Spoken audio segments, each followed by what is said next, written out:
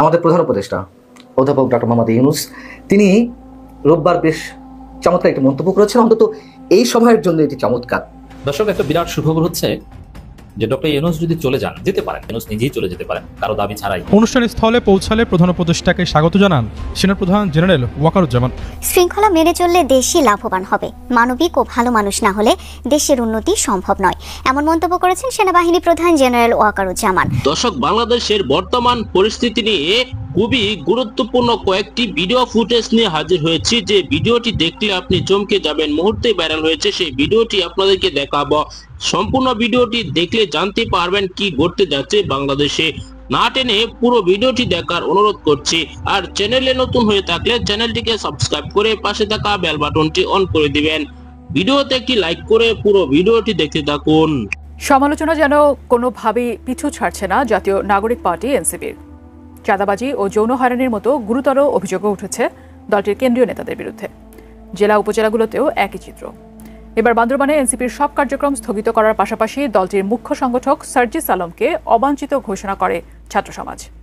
এরপরই ক্ষমা চাইলেন এনসিপি নেতা সার্জিস। বিস্তারিত সহকর্মী শাহাদাত রিফাতের রিপোর্টে।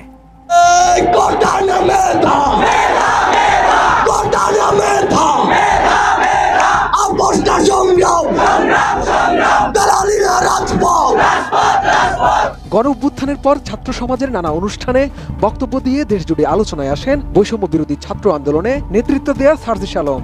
শিক্ষার্থী থেকে হয়ে ওঠেন রাজনীতিবিদ ও সংগঠক। বর্তমানে জাতীয় নাগরিক পার্টির উত্তরাঞ্চলের মুখ্য সংগঠকের দায়িত্ব পালন করছেন তিনি।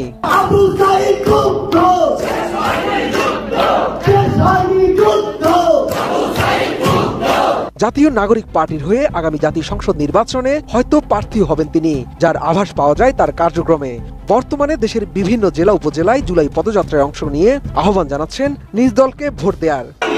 এই মুহূর্তে দরকার বিচার আর সংস্কার, এই মুহূর্তে দরকার।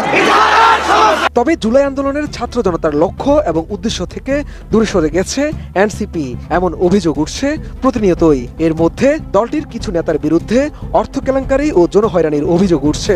সেই সাথে বিভিন্ন অনুষ্ঠানে সিনিয়র রাজনৈতিক নেতাদের নিয়ে কটূক্তি ও বেফাঁস মন্তব্য করার কারণে তাদের উপর ক্ষুব্ধ হচ্ছেন অনেকেই।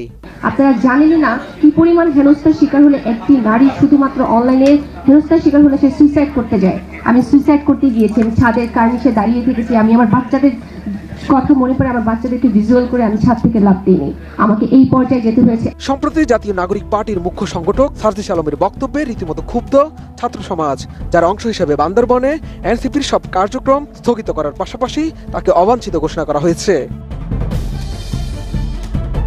20 জুলাই দুপুরে বান্দরবান প্রেস ক্লাবের এক সংবাদ সম্মেলনে এই ঘোষণা দেন পার্বত্য চট্টগ্রাম ছাত্র পরিষদের নেতারা। তারা দাবি করেন বান্দরবনকে শাস্তির জায়গা বলে অঞ্চলটিকে অবমাননা করেছেন এনসিপি নেতা সার্জিস। বান্দরবানের এনসিপি কোনো কার্যক্রমকে আমরা সাপোর্ট দিব না এবং কার্যক্রমটা পরিচালনা করতে দিব না, এটা আমাদের সুস্পষ্ট বার্তা।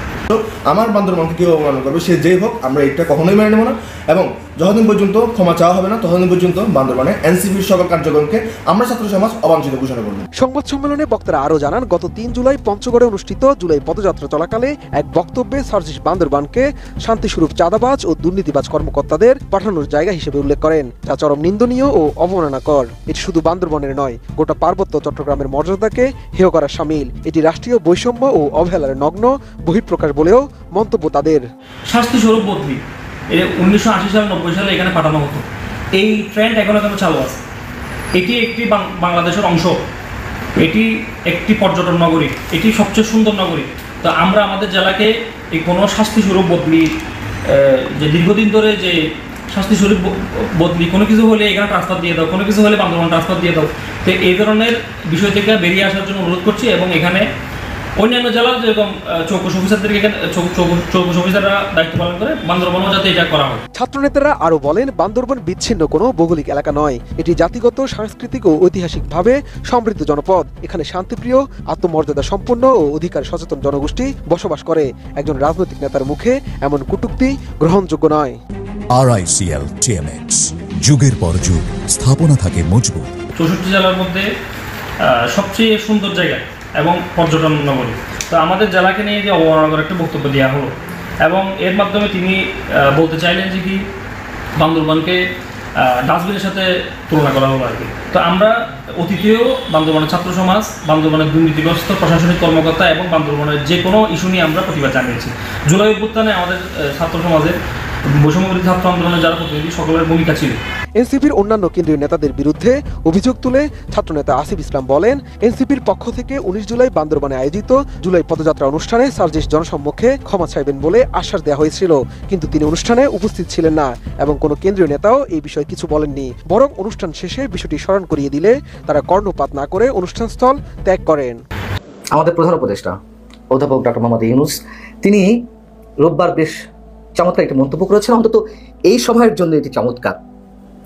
তিনি বলেছেন যে সেনা অফিসারদের পদোন্নতির ক্ষেত্রে রাজনৈতিক নিরপেক্ষতা, সৎ, নীতিবান, পেশাদার এবং নেতৃত্বের গুণাবলী সম্পন্নকারীদের প্রাধান্য দেওয়া উচিত।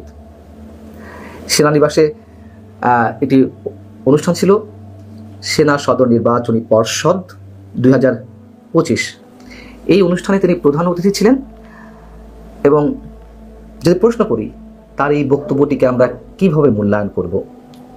সৎ, নীতিবান, পেশাদার, নেতৃত্বের গুণাবলী থাকতে হবে পদোন্নতির ক্ষেত্রে, সব ঠিক আছে, কিন্তু তিনি যে বললেন যে রাজনৈতিক নিরপেক্ষতা দেখে পদোন্নতি দেওয়া উচিত, তিনি কি বর্তমান সময়ের যে বাস্তবতা তার সঙ্গে আমরা এটিকে হাস্যকর কোনো কিছুর সঙ্গে তুলনা করব? তার কারণ তিনি নিজেই তো সেনাবাহিনীকে নিজের স্বার্থে ব্যবহার করতে চাইছেন ফ্রম দ্য বিগিনিং। সেনাপ্রধান জেনারেল ওয়াকারুজ্জামানকে তিনি অবদমিত করে রাখার চেষ্টা করছেন বা করে আসছেন, করছেন। দর্শক, বাংলাদেশ সেনাবাহিনী যেভাবে কাজ করে যাচ্ছে অন্য কোনো বাহিনী কিন্তু তা পারছে না। দর্শক, সেনাবাহিনীর কারণে কিন্তু 5 আগস্ট শেখ হাসিনার পতন হয়েছে। সেনাবাহিনী যদি সেদিন গুলি করত একাধারে, তখন কিন্তু ছাত্র জনতা বিজয় করত, সেটি তারা করেনি। ছাত্রদের পক্ষে তারা দাঁড়িয়ে সেদিন একটি ভালো কাজ করেছে সেনাবাহিনী। দর্শক, সেনাপ্রধান ওয়াকারুজ্জামান নতুন বার্তা দিয়েছেন, দেশে যদি ভালো মানুষ না থাকে, যদি ভালো মানুষ না হওয়া যায়, তাহলে কিন্তু দেশে শান্তি ফিরে আসবে না। দর্শক, তার এই মন্তব্যে সকলে প্রতিক্রিয়া জানাচ্ছেন, সকলে বলছেন ঠিকই বলেছেন সেনাপ্রধান ওয়াকারুজ্জামান। দর্শক, অন্যদিকে আপনারা দেখেছেন সেনাবাহিনীর ভিতরে যে কর্মকর্তারা ভালো কাজ করে যাচ্ছে দীর্ঘদিন যাবৎ ধরে, তাদেরকে পদোন্নতি দেওয়ার জন্য বলছেন ডক্টর মোহাম্মদ ইউনূস। ডক্টর মোহাম্মদ ইউনূসের সেই বক্তব্যটি আপনারা শুনেছেন। অন্যদিকে এনসিপি নেতা কর্মীরা যে কর্মকাণ্ড করছে, অতি শীঘ্রই তাদের পতন হবে। তারা রাজনৈতিক দল হিসাবে কখনোই গড়ে উঠতে পারবে না বলে মন্তব্য করছেন। আপনার মতামত কি জানাবেন?